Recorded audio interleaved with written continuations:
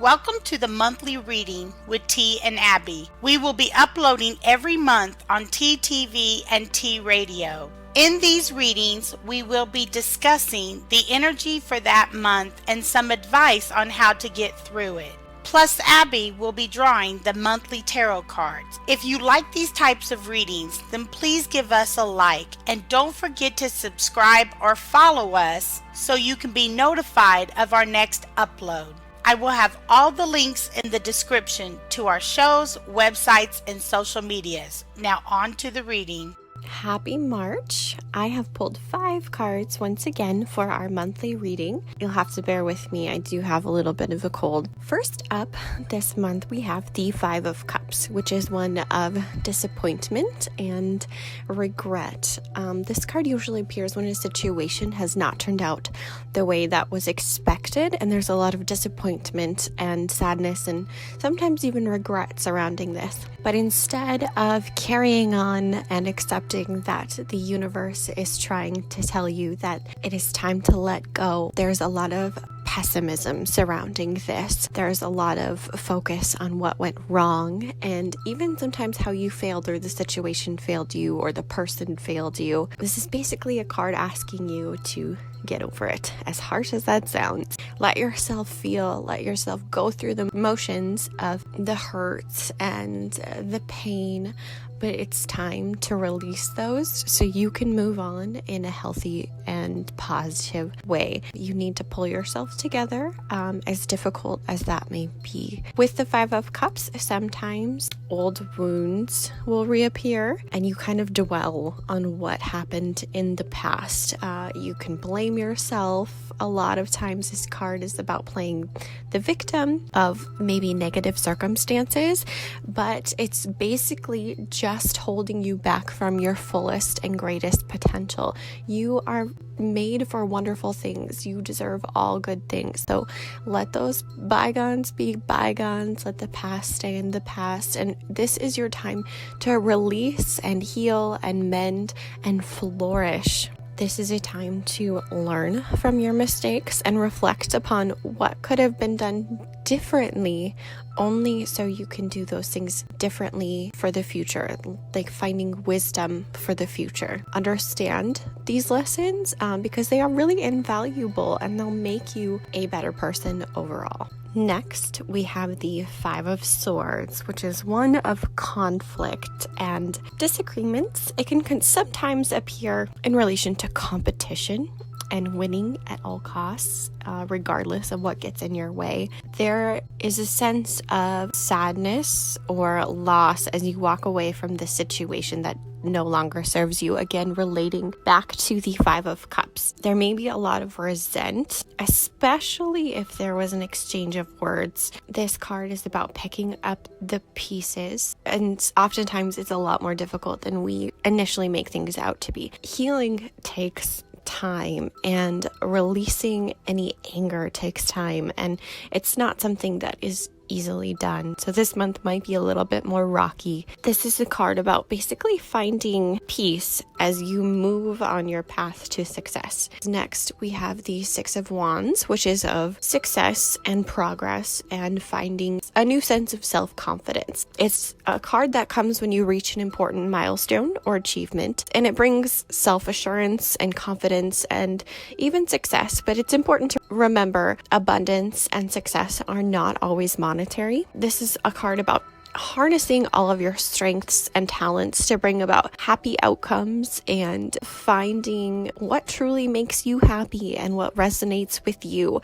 Obviously, there have been challenges along the way, as the 5 of Cups and the 5 of Swords reiterate, but this is about finally overcoming them and concentrating your energies on what you desire in this moment. Sometimes also with this card, there is acknowledgement. While it's generally public acknowledgements, I feel in this sense is probably more of a support system. So your family and friends and those who are closest to you, colleagues, just that acknowledgement that your hard work is being recognized. This card also encourages you to take a step out of your comfort zone towards any goals, maybe even classes or books could definitely accelerate you forward or teach you something new or allow you to reach that success. Pursue what you desire and truly make it a reality. So up next, we have the Six of Pentacles, which is a card of giving and receiving. Sometimes it comes with charity as well, and generosity. Again, though, I have to mention that abundance is not always monetary, but the Six of Pentacles, or the Pentacles in general, are usually associated with finances. This is really a feel-good card associated with helping others. So even if you are not financially wealthy, it's about offering up your time, your energy, your love, your support to those who need it, and know that it will be appreciated and returned to you tenfold. Sometimes even it's just giving your advice or wisdom, or even just giving your time to listen. Trust that every contribution that you make is valued. This is also highly associated with being grateful and the gratitude of what is given to you. So next up, or lastly, I guess, we have the Three of Pentacles. So this is one of teamwork and collaboration. Basically relates back to the Six of Pentacles. It's really about coming together as a team to create something more significant than if you were to do it on your own. Basically coming together to contribute equally. So while someone might know more than you, that does not mean that your knowledge is not valuable. So it's important to keep that in mind, that while you may still be learning, it doesn't mean you won't bring a new perspective or a forgotten about tidbit of information. There is no us versus them. It's just we. You know what you want to create, but you also know that you might not be able to create this by yourself. So if you have set a goal or a dream, then you are taking the steps to get there. This card is about really gathering your resources to get to work and getting over any obstacles. To reach this state of collaboration, you really have to release anything that basically no longer serves. So no more self-pity. It's basically grabbing the bull by the horns and taking off. You really have to focus your energies of what is a distraction and what is chaotic and what is not serving you, to really get to that healing internally and being like, okay, this is what I need to do, and only I can do it myself. There might still be a lot of obstacles ahead, but with some detailed planning, you can create everything that you desire and make that progress. Keep going. The year is not even close to being over yet. So there's still going to be obstacles and challenges, but you got this, and good things will follow if you keep your eyes to the horizon. Thank you guys for listening, and I will see you next month in April, my birthday month. My birthday is in April also. How cool. Sounds like that will be a cool reading coming in April, guys. Make sure you are subscribed or following us so you don't miss out.